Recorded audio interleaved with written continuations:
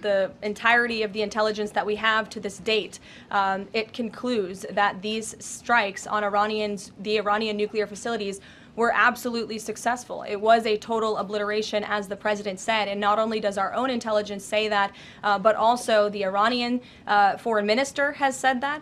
We saw Israel conclude the same thing based on their own intelligence. We also had the United Nations say that as well. So I think the only other time the United Nations, Israel, Iran, and the United States has agreed on something is that the sky is blue, but they all agree that Iran's nuclear facilities were completely demolished. And I would just like to reemphasize, you mentioned this was a low confidence preliminary intelligence assessment, and the entirety of that assessment was not leaked to the media. Only tidbits of that assessment were leaked to CNN. And we have seen this playbook run before, where you have people in the intelligence community, or perhaps on Capitol Hill, we don't know, but I believe the FBI is investigating to find out who that leaker was, because it's illegal, and they should be held accountable for that, leaked bits and pieces of an intel assessment to push a false narrative. And it's to the same reporter, I will add, Natasha Bertrand of CNN, who has done this in the past. In 2020, it was Natasha Bertrand who had 51 intelligence analysts falsely lie to her, but she still put it on paper for some reason, that the Hunter Biden laptop story was Russian disinformation. We all know that's not true. The United States and the entire world are safer because of this president's decisiveness. Despite agenda-driven leaks by the fake news media aimed at undermining this incredible accomplishment achieved by President Trump and our brave fighter pilots, there is broad consensus emerging already that Iran's nuclear capabilities were indeed destroyed.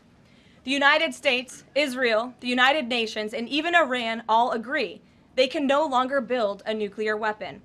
So why did the president immediately turn to obliterating after the Iranian nuclear threat? Securing peace. Within 48 hours of the devastating strike, President Trump and his team brokered a historic ceasefire between Israel and Iran and officially ended the 12-day war.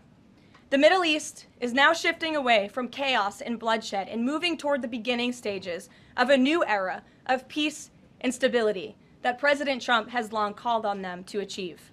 This was unthinkable at this time last week, and this is what peace through strength looks like.